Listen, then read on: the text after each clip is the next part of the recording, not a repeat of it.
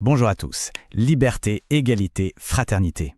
Ces trois mots, c'est le cœur battant de la République française. Pourtant, à la même période, entre 1870 et 1914, cette même République se lance à la conquête du monde et bâtit un immense empire colonial, où des millions de personnes vivent sous sa domination. Alors, comment on fait tenir ces deux idées ensemble ? C'est le grand paradoxe qu'on va décortiquer aujourd'hui, un chapitre absolument essentiel pour comprendre la France d'aujourd'hui. Pour y voir plus clair, il faut commencer par l'histoire officielle, celle que la Troisième République se raconte à elle-même et qu'elle raconte aux Français. Pour justifier son expansion, elle met en avant une idée très forte, la mission civilisatrice.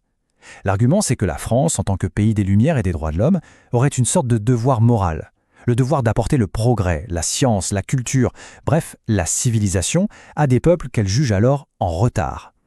C'est le vernis moral du projet colonial. Mais bon, derrière ce beau discours, il y a évidemment des raisons beaucoup plus terre-à-terre. Et pour ça, il faut écouter l'un des plus grands promoteurs de la colonisation, Jules Ferry. En 1885, devant les députés, il le dit noir sur blanc. Le besoin de débouchés pour nos industries est intimement lié à la politique coloniale. Il faut bien se remettre dans le contexte. On est en pleine révolution industrielle, les usines tournent à plein régime et il faut trouver des marchés. Et puis, il y a une compétition féroce avec les autres puissances européennes, notamment le Royaume-Uni. Pour Ferry, l'Empire, ce n'est donc pas qu'une question de prestige, c'est une nécessité économique vitale et un moyen de redorer le blason de la France après l'humiliation de la défaite de 1870. Alors voilà, on a le package complet. Une justification morale d'un côté et des intérêts très concrets, économiques et stratégiques de l'autre. C'est tout ça qui constitue ce qu'on peut appeler la grande promesse de l'Empire. Voyons maintenant comment cette promesse, cette vision idéalisée, va être diffusée dans toute la société française. Et cette promesse, on la retrouve partout, à l'école, dans les manuels, dans les grandes expositions universelles de Paris, et même dans la pub. Regardez par exemple, ces images que les enfants collectionnaient dans les tablettes de chocolat Poulain. C'est une véritable carte postale. On y voit un monde colonial pacifié, presque idyllique, avec des populations souriantes qui offrent le cacao, le café, le sucre à une France bienfaitrice. C'est une vision complètement édulcorée, bien sûr, mais c'est une propagande incroyablement efficace pour ancrer l'idée coloniale dans les esprits. Ok, ça, c'est la vitrine, c'est l'image qu'on veut donner. Mais qu'est-ce qui se passe vraiment derrière, sur le terrain ? On va maintenant basculer de la promesse à la réalité, la conquête et les outils de la domination. Et la réalité, eh bien, elle est à des années-lumière de ces images de paix. L'Empire ne s'est pas construit avec des fleurs. La conquête coloniale est une entreprise militaire, souvent très brutale. La prise de Langsan en Indochine en 1885, que l'on voit ici, en est un exemple parfait. On utilise la force des canons pour soumettre des royaumes organisés et des peuples qui, bien souvent, résistent farouchement. L'Empire ne s'est pas fait par consentement, il s'est fait par les armes.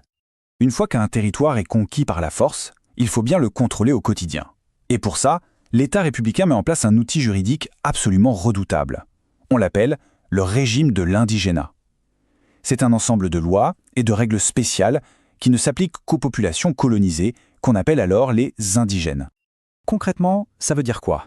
Eh bien, ça crée une justice complètement à deux vitesses. Les colonisés ne sont pas des citoyens, mais des sujets français. Ils sont soumis à des règles très strictes et à des infractions souvent très vagues, comme un acte irrespectueux envers un colon.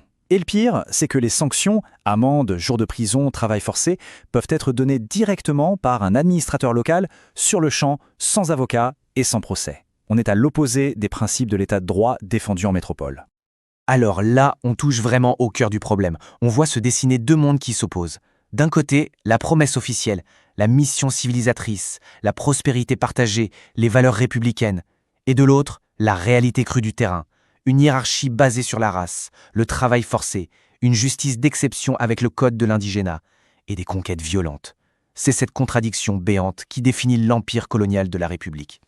Maintenant qu'on a vu le cadre général, la conquête, les lois, essayons de zoomer un peu. Au jour le jour, ça voulait dire quoi vivre dans une colonie ? Comment cette domination se manifestait-elle dans la vie quotidienne ? Ce qu'il faut bien comprendre, c'est que la société coloniale est une société de la séparation, de la ségrégation. Et ça se voit physiquement, dans les murs, dans les rues. Prenez une ville comme Saigon, elle est complètement réaménagée. On crée des quartiers pour les Européens, avec de larges avenues, de beaux bâtiments, l'hygiène. Et on maintient les populations locales dans des quartiers indigènes, souvent à l'écart. L'urbanisme lui-même devient un outil pour marquer la hiérarchie. Et cette séparation physique, bien sûr, elle est le reflet d'une hiérarchie sociale hyper stricte. L'écrivain Claude Farrer, dans un livre de 1905, a une formule géniale pour décrire l'ambiance dans la rue principale de Saigon. Il parle des Européens qui bousculent les indigènes avec une insolence bienveillante de conquérants. Tout est dit dans cette phrase. Insolence, le mépris, le sentiment de supériorité. Bienveillante, le paternalisme, l'idée qu'on est là pour leur bien. C'est ça l'esprit colonial. Et attention, cette mentalité ne reste pas confinée aux colonies. Non, elle fait le voyage retour et elle infuse toute la société en métropole. La culture populaire de l'époque est bourrée de stéréotypes racistes. L'exemple le plus célèbre, c'est sans doute celui du clown Chocolat. Il était immensément populaire, mais son numéro reposait sur un principe simple. Il jouait le noir naïf, un peu bête, qui se faisait constamment avoir et frapper par son partenaire blanc, Fouty. Et ça faisait rire toute la France. Ça montre à quel point ces préjugés étaient banalisés et ancrés dans l'imaginaire collectif. Mais alors, face à tout ça, face à cette violence, cette domination, cette humiliation, est-ce que les gens se laissent faire? Est-ce que ce système est accepté sans broncher? La réponse est un grand non. Dès le début, et partout, des voix s'élèvent pour contester. En fait, les résistances sont là dès le départ, et elles sont constantes. Elles prennent plein de formes différentes. Il y a de grandes révoltes armées, comme celle d'El-Mokrani en Algérie en 1871. Il y a des guerres de résistance qui durent des années, menées par des chefs militaires comme Samori Touré en Afrique de l'Ouest. Mais il y a aussi des contestations politiques en France même.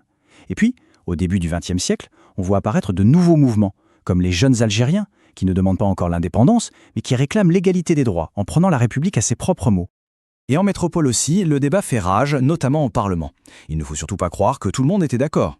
Face à Jules Ferry et aux partisans de la colonisation, des voix s'élèvent. À l'argument économique, certains répondent que les colonies coûtent une fortune. À l'argument du prestige, des gens comme Georges Clemenceau rétorquent que la vraie priorité, c'est de récupérer l'Alsace-Lorraine perdue en 1870.